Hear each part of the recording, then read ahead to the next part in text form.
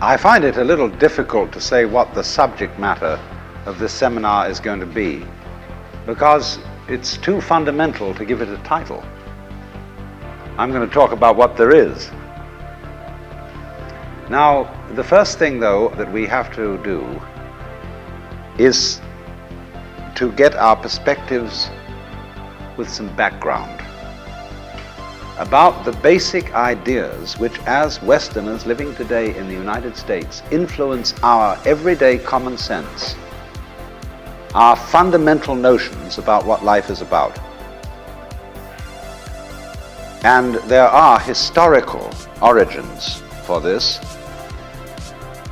which influence us more strongly than most people realize. Ideas of the world which are built into the very nature of the language we use and of our ideas of logic and of what makes sense altogether. And these basic ideas I call myth, not using the word myth to mean simply something untrue, but to use the word myth in a more powerful sense. A myth is an image in terms of which we try to make sense of the world. Now, for example, a myth in a way is a metaphor.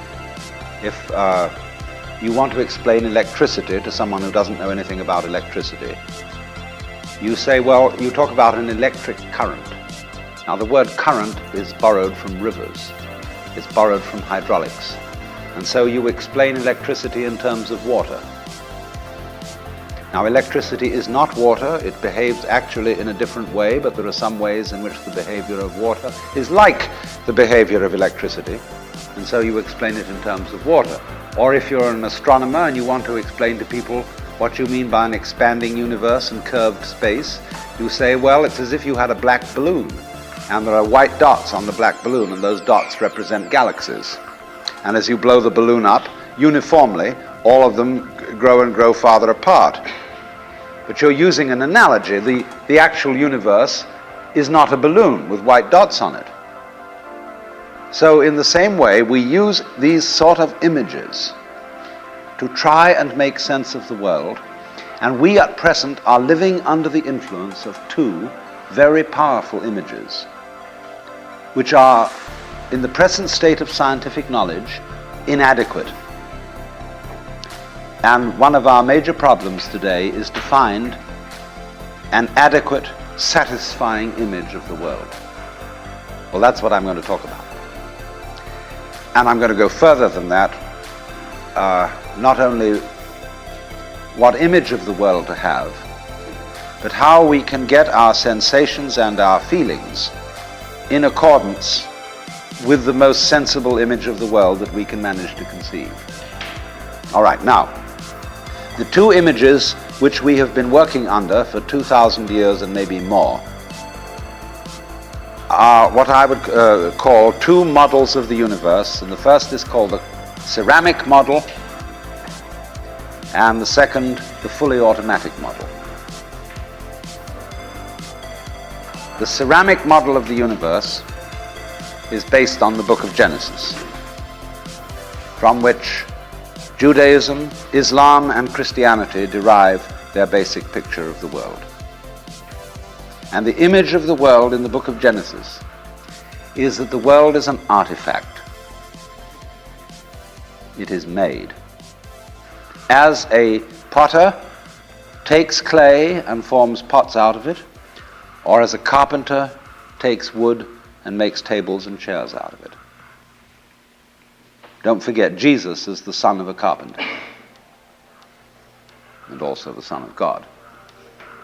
So the image of God and of the world is based on the idea of God as a technician, potter, carpenter, architect, who has in mind a plan and who fashions the universe in accordance with that plan.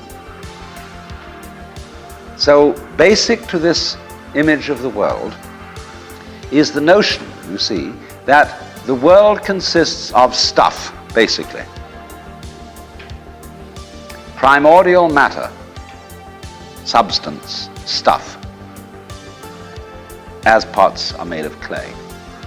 Now, clay by itself has no intelligence. Clay does not of itself become a pot, although a good potter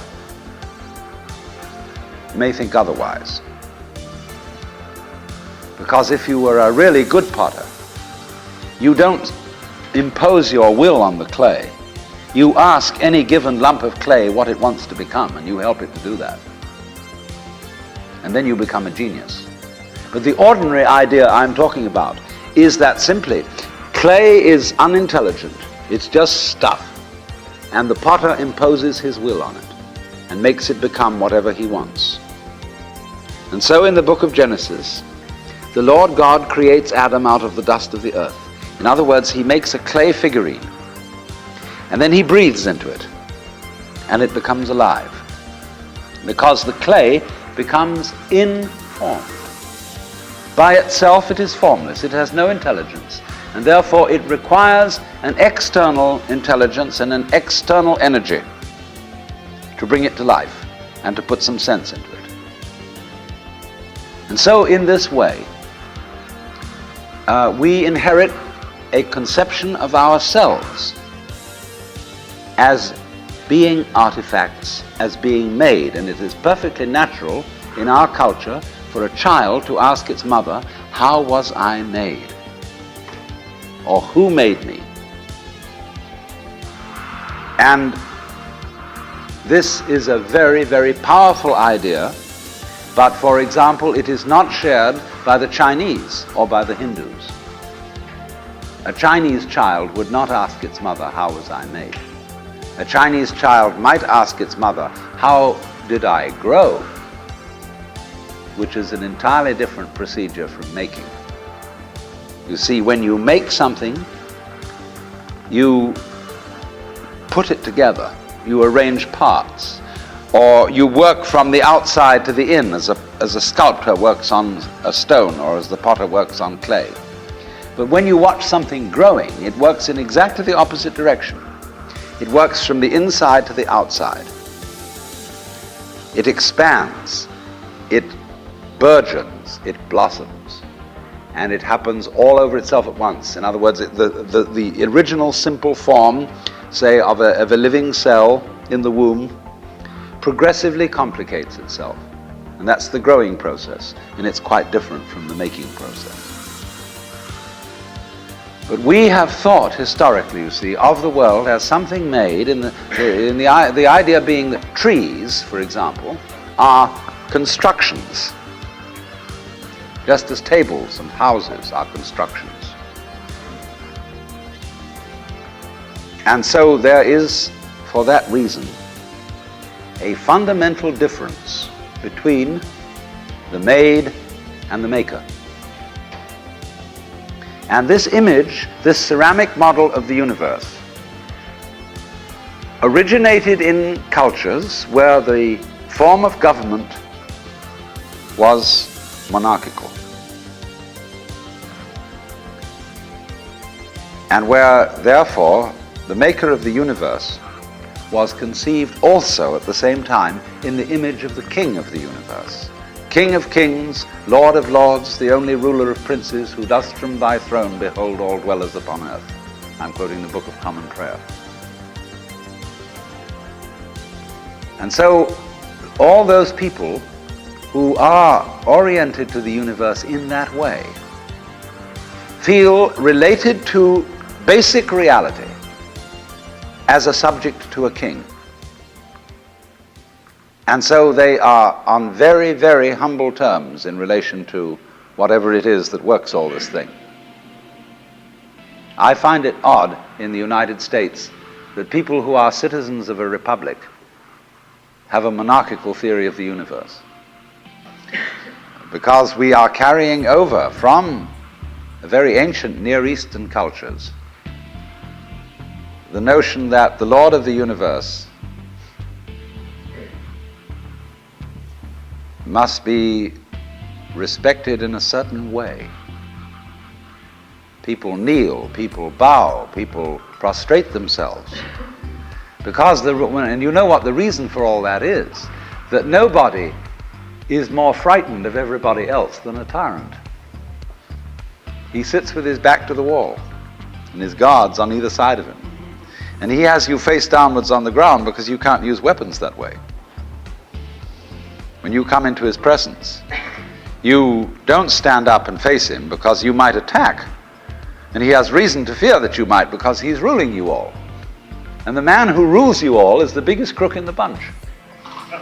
Because he's the one who's succeeded in crime. The other people are pushed aside because the criminals, the people we lock up in jail, are simply the people who didn't make it.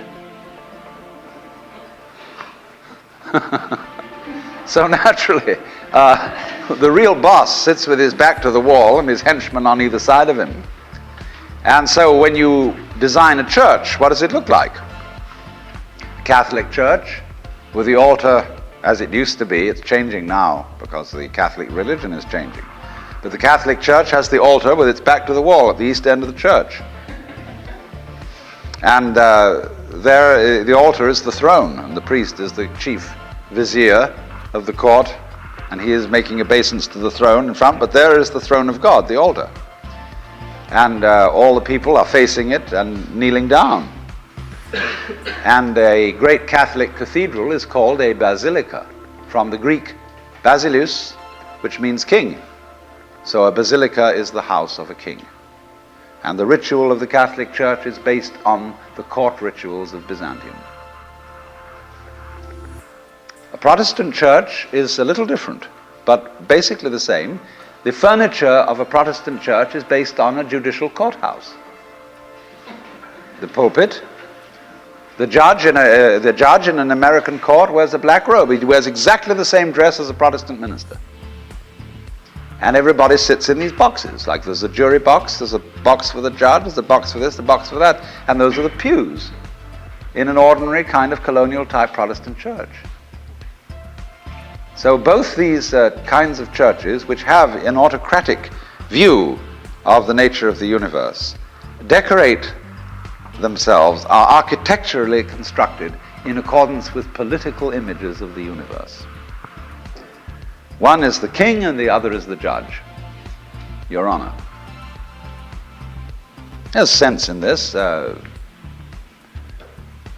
When in court you have to refer to the judge as Your Honor, it stops the people engaged in litigation from losing their tempers and getting rude. There's a certain sense to that.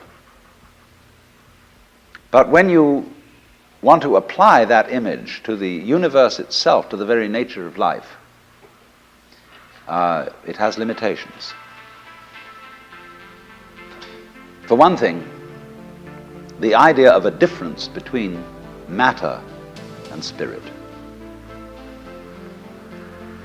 This idea doesn't work anymore. Long, long ago, physicists stopped asking the question, what is matter? They began that way. They wanted to know, what is the fundamental substance of the world? And the more they asked that question, the more they realized they couldn't answer it. Because if you're going to say what matter is, you've got to describe it in terms of behavior. And that is to say, in terms of form, in terms of pattern.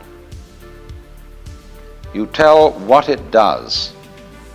You describe the smallest shapes of it that you can see. Do you see what happens? You look, say, at a piece of stone, and you want to say, well, what is this piece of stone made of? Well, you take your microscope, and you look at it, and instead of just this block of stuff, you see ever so many tinier shapes, little crystals. So you say, fine, so far so good. Now, what are these crystals made of?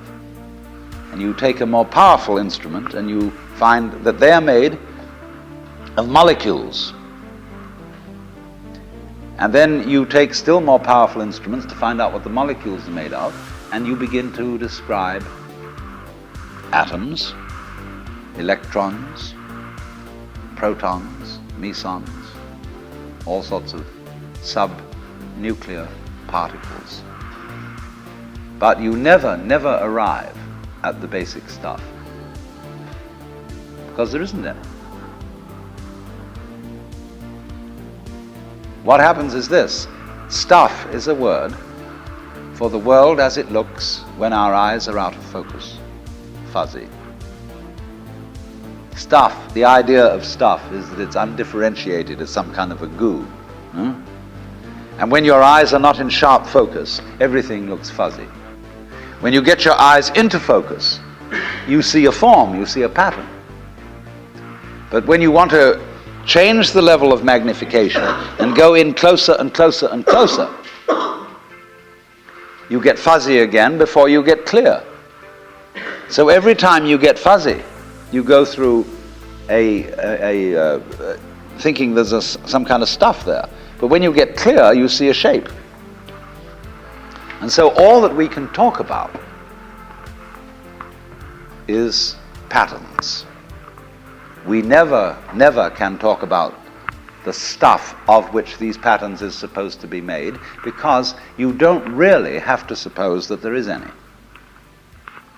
It's enough to talk about the world in terms of pattern. It describes anything that can be described. And you don't really then have to suppose that there is some stuff which constitutes the essence of the pattern in the same way that clay constitutes the essence of pots. Clay, and so for this reason, you don't really have to suppose that the world is some kind of helpless, passive, unintelligent junk which an outside agency has to inform and make it into intelligent shapes. So the picture of the world in the most sophisticated physics of today is not formed stuff, potted clay, but pattern. A self-moving, self-designing pattern, a dance. And we haven't yet, our common sense as individuals hasn't yet caught up with this. Well, now, in the course of time, in the evolution of Western thought, the ceramic image of the world ran into trouble and changed into what I call the fully automatic model or image of the world. In other words, Western science was based on the idea that there are laws of nature. And it got that idea from Judaism and Christianity and Islam. That, in other words, the potter, the maker of the world, in the beginning of things, laid down the laws. And the law of God, which is also the law of nature, is called the Logos. And in Christianity, the Logos is the second person of the Trinity, incarnate as Jesus Christ, who thereby is the perfect exemplar of the divine law.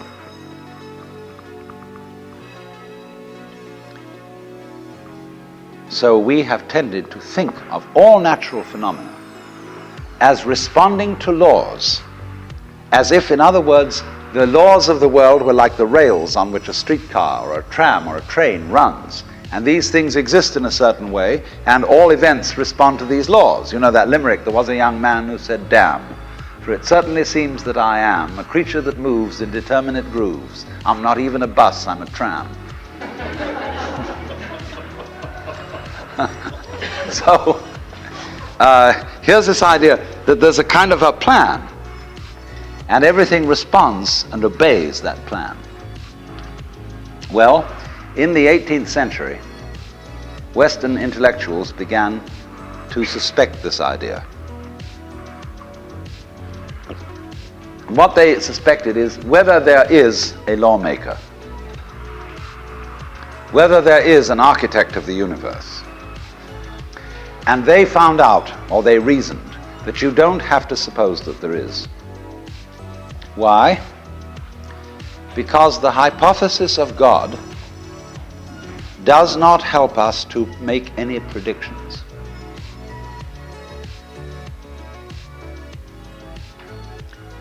nor does it, in other words, let's put it this way. If the business of science is to make predictions about what's going to happen, science is essentially prophecy.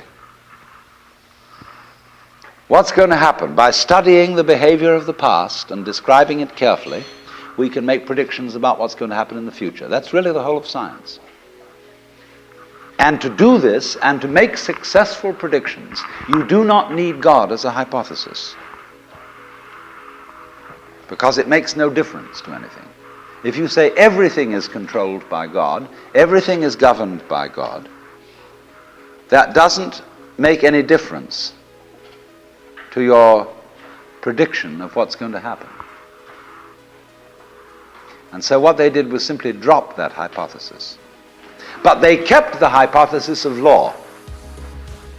Because if you can predict, if you can study the past and describe how things have behaved, and you've got some regularities in the behavior of the universe, you call that law. Although it may not be law in the ordinary sense of the word, it's simply regularity.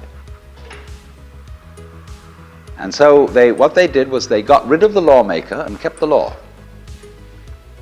And so they conceived the universe in terms of a mechanism. Something, in other words, that is functioning according to regular, clock-like mechanical principles. Newton's whole image of the world is based on billiards. The atoms are billiard balls, and they bang each other around. And so your behavior, every individual therefore is defined as a very, very complex arrangement of billiard balls, being banged around by everything else. And so behind the fully automatic model of the universe is the notion that reality itself is, to use the favorite term of 19th century scientists, blind energy. In, say, the metaphysics of Ernst Haeckel and T.H. Huxley, the world is basically nothing but energy. Blind, unintelligent force. And likewise, in parallel to this, in the philosophy of Freud, the basic psychological energy is libido, which is blind lust. And it is only a fluke. It is only as a result of pure chances that, resulting from the exuberance of this energy, there are people with values, with reason, with languages, with cultures, and with love. Just a fluke. Like, 1,000 monkeys typing 1,000 typewriters for 1,000,000 years will eventually type the Encyclopedia Britannica. And of course, the moment they stop typing the Encyclopedia Britannica, they will relapse into nonsense. And so in order that that shall not happen, because you and I are flukes in this cosmos, and we like our way of life, we like being human, if we want to keep it, say these people, we've got to fight nature, because it'll turn us back into nonsense the moment we let it. And so we've got to impose our will upon this world as if we were something completely alien to it from outside. And so we get a culture based on the idea of the war between man and nature. And we talk about the conquest of space, the conquest of Everest. And the great symbols of our culture are the rocket and the bulldozer. So we're going to conquer space. We're in space already, way out. If anybody cared to be sensitive and let what's outside space come to you, you can, if your eyes are clear enough. Aided by telescopes, aided by radio astronomy, aided by all the kind of sensitive instruments we can devise. We are as far out in space as we're ever going to get. But, sensitivity isn't the pitch. Especially in the WASP culture of the United States, we define manliness in terms of aggression. You see, because we're a little bit frightened as to whether we are really men. And so we put on this great show of being a tough guy. It's completely unnecessary. If you have what it takes, you don't need to put on that show. And you don't need to beat nature into submission. Why be hostile to nature? Because after all, you are a symptom of nature. You, as a human being, you grow out of this physical universe in just exactly the same way that an apple grows off an apple tree.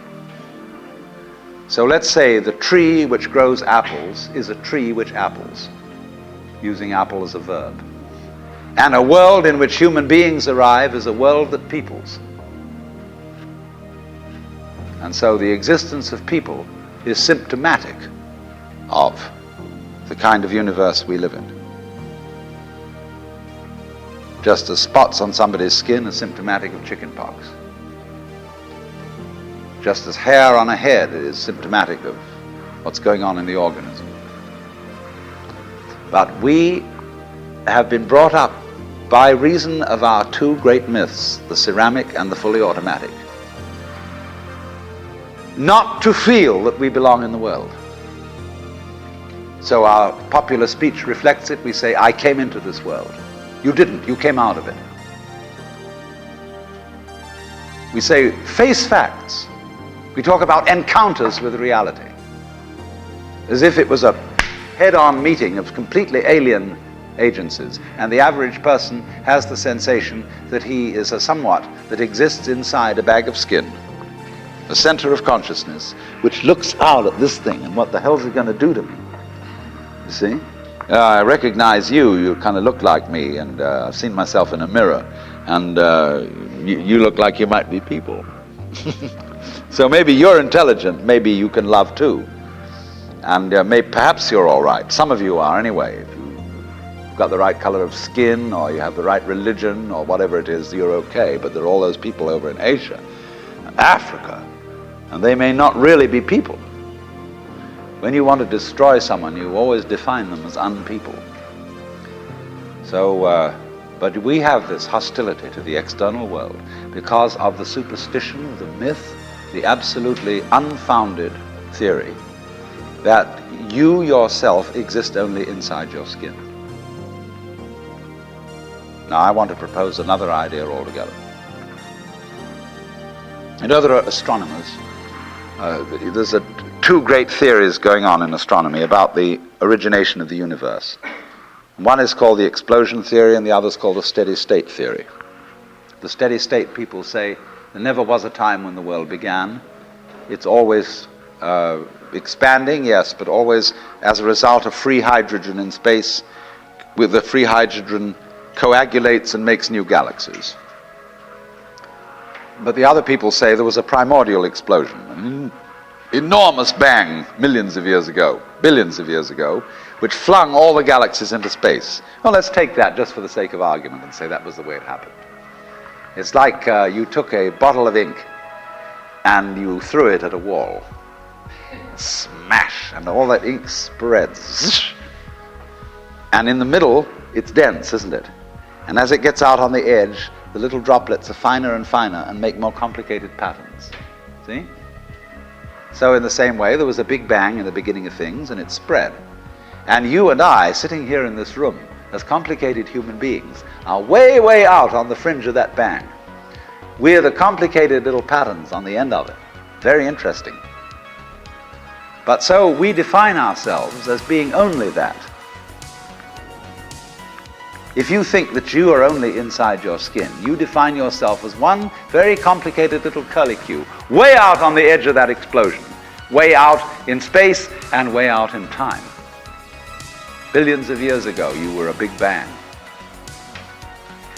But now you're a complicated human being. And then we cut ourselves off like this and don't feel that we're still the Big Bang. But you are. Depends how you define yourself. You are actually, if this is the way things started, if there was a Big Bang in the beginning, you're not something that is a result of the Big Bang. You're not something that is a sort of puppet on the end of the process, you are still the process. You are the Big Bang, the original force of the universe coming on as whoever you are. See, when I meet you, I see not just what you define yourself as, Mr. So-and-so, Miss So-and-so, Mrs. So-and-so.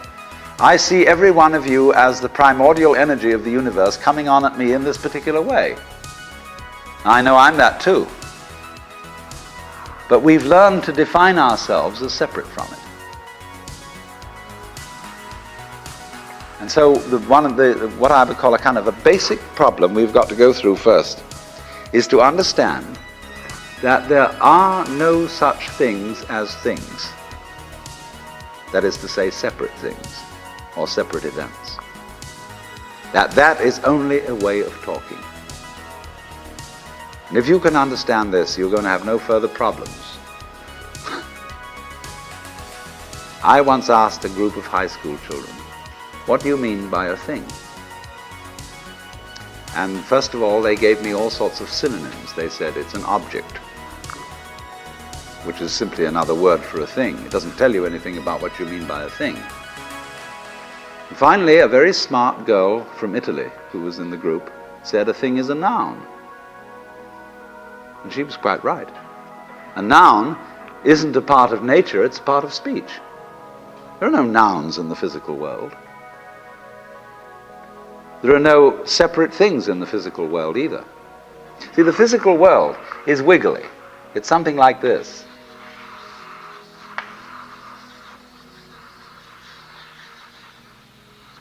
Maybe that's a cloud. But clouds, mountains, trees, people are all wiggly. And only when human beings get working at things, they build buildings in straight lines and try and make out that the world isn't really wiggly. But here are we sitting in this room, all built on straight lines, but each one of us is as wiggly as all get out. Now then,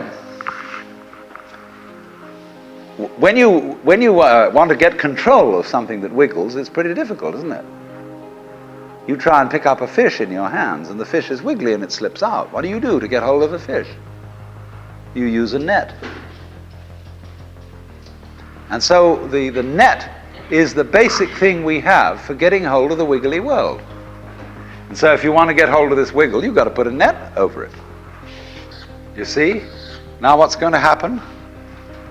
A net is something regular.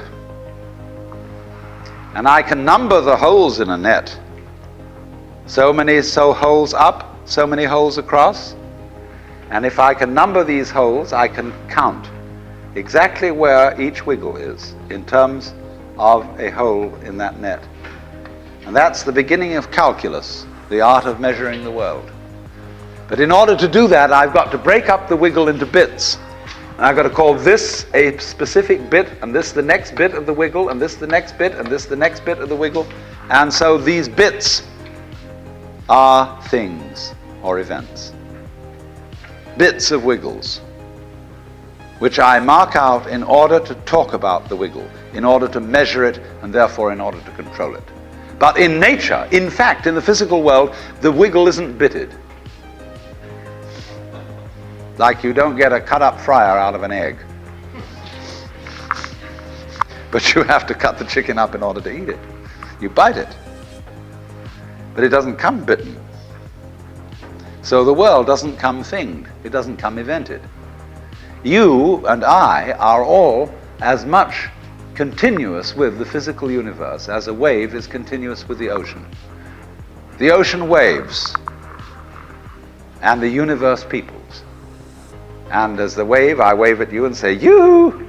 The world is waving at you, at me with you, and saying, hi, I'm here. But our consciousness, the way we feel and sense our existence, being based on a myth that we are made, that we are parts, that we are things, our consciousness has been influenced so that each one of us does not feel that.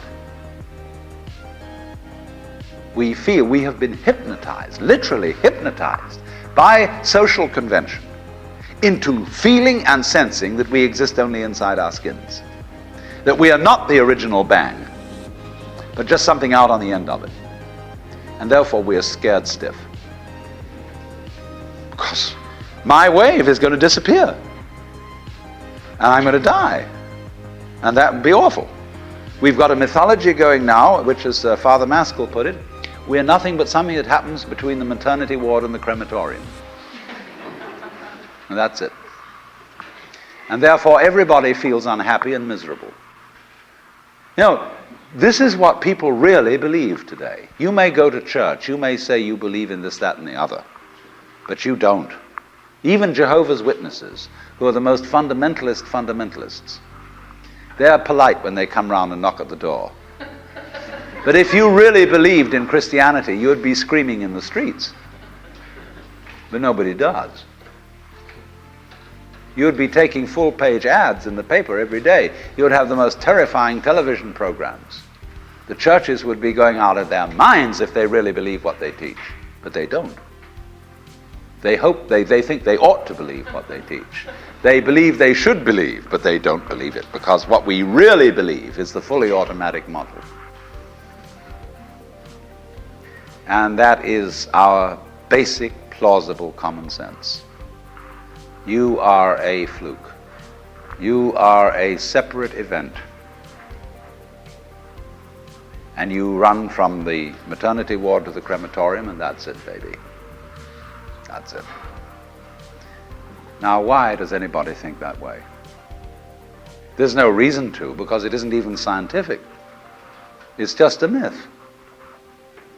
And it's invented by people who wanted to feel a certain way. They want to play a certain game. See, the game of God got embarrassing. The idea of God as the potter, the architect of the universe, is good, and it makes you feel that life is, after all, important. There is someone who cares. It has meaning, it has sense, and you are valuable in the eyes of the Father.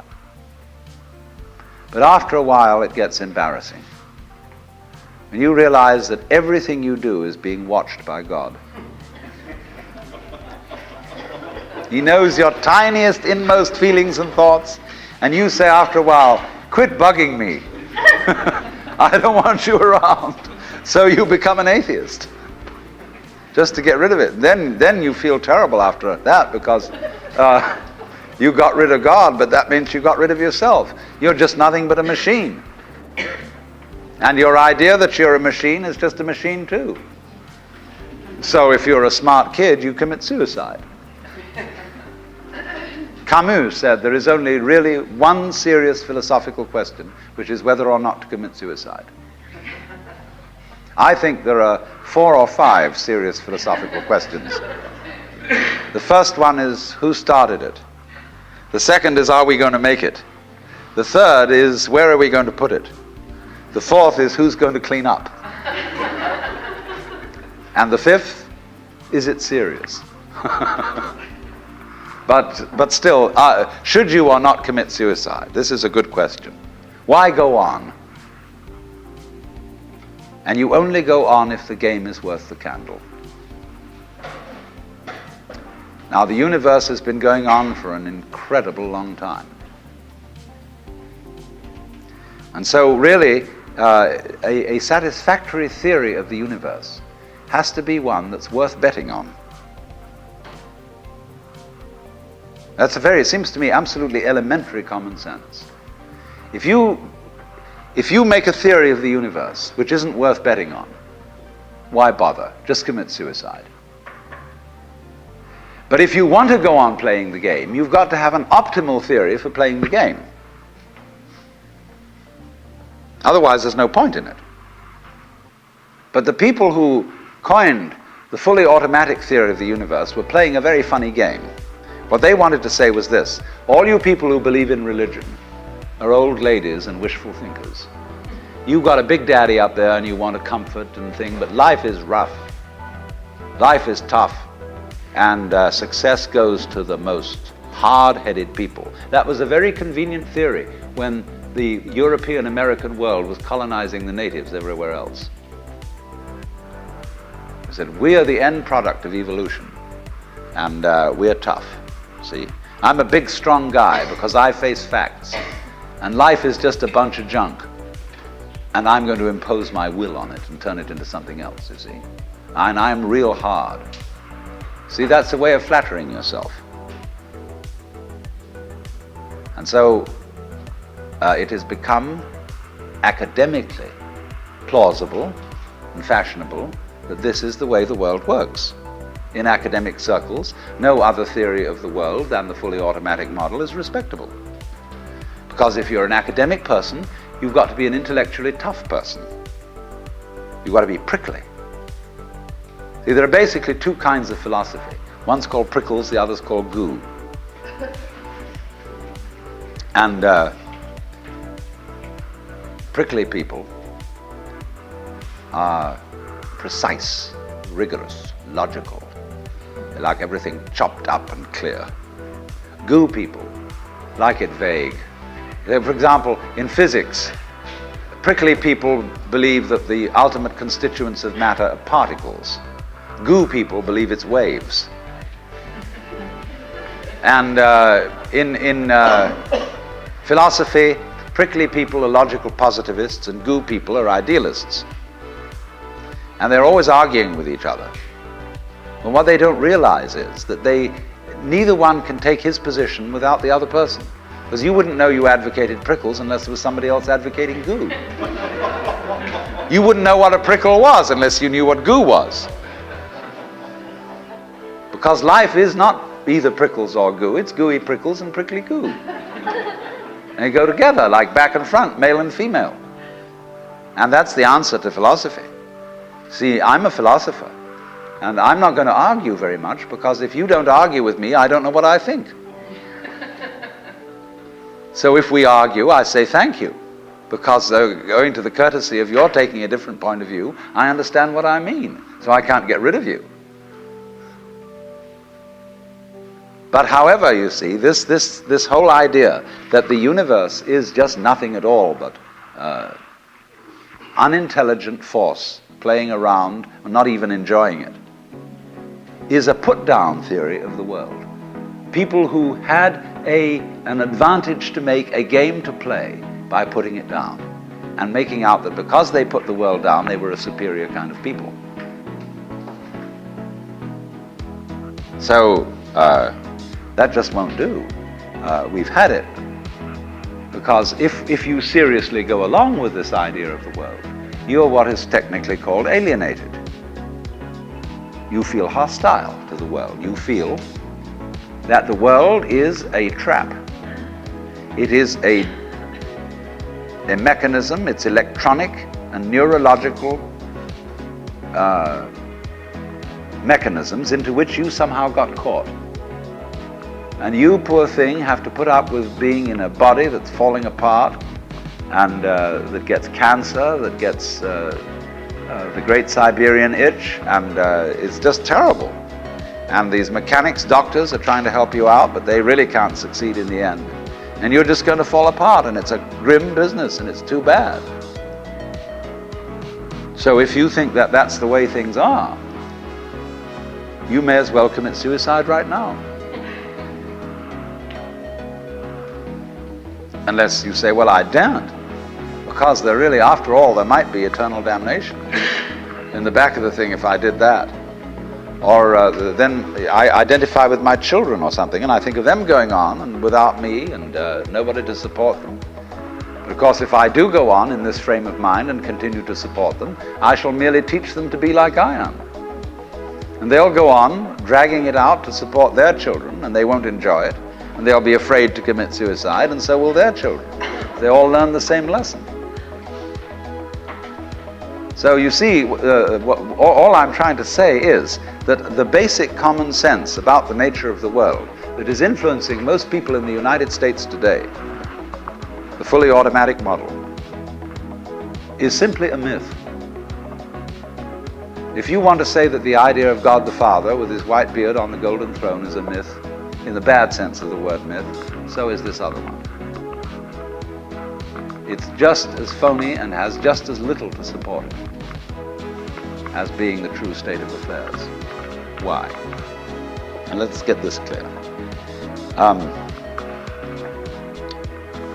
If there is any such thing at all as intelligence and love and beauty, well, you found it in other people.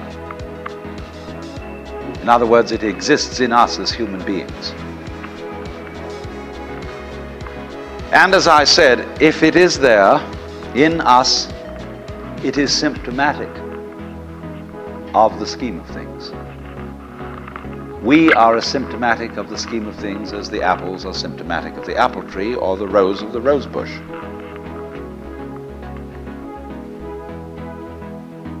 The earth is not a big rock infested with living organisms, any more than your skeleton is bones infested with cells. The earth is geological, yes, but this geological entity grows people. And our existence on the earth is a symptom of the solar system and its balances, as much as the solar system in turn is a symptom of our galaxy. And our galaxy in its turn is a symptom of the whole company of galaxies. Goodness only knows what that's in. But you see, when as a scientist you describe the behavior of a living organism, you try to say what a person does. It's the only way in which you can describe what a person is. Describe what they do. Then you find out that in making this description, you cannot confine yourself to what happens inside the skin. In other words, you can't talk about a person walking unless you start describing the floor. Because when I walk, I don't just dangle my legs in empty space. I move in relationship to a room. And so in order to describe what I'm doing when I'm walking, I have to describe the room. I have to describe the territory. So in describing my talking at the moment, I can't describe this just as a thing in itself, because I'm talking to you. And so what I'm doing at the moment is not completely described unless your being here is described also. So if that is necessary, if in other words, in order to describe my behavior, I have to describe your behavior and the behavior of the environment, it means that we've really got one system of behavior. That what I am involves what you are. I don't know who I am unless I know who you are. And you don't know who you are unless you know who I am. There was a wise rabbi once said, if I am I because you are you, and you are you because I am I, then I am not I and you are not you. In other words, we are not separate. We define each other. We're all backs and fronts to each other. You know, you can't, for example, have two sticks. You lean two sticks against each other and they stand up because they support each other. Take one away and the other falls. Or you know, Ballantine beer trademark, also a symbol of the Holy Trinity, where there are three interlocked rings. If you pull one out, the other two separate. They interdepend. And so in exactly that way, we and our environment, and all of us and each other, are interdependent systems. We know who we are in terms of other people. We all lock together. And this is, again and again, the serious scientific description of how things happen. And to such an extent that any good scientist knows, therefore, that what you call the external world is as much you as your own body. Your skin doesn't separate you from the world, it's a bridge through which the external world flows into you, and you flow into it. Just, for example, as a whirlpool in water You could say, because you have a skin, you have a definite shape, you have a definite form. All right? Here is a flow of water, and it suddenly does a whirlpool. And then it goes on. The whirlpool is a definite form, but no water stays put in it.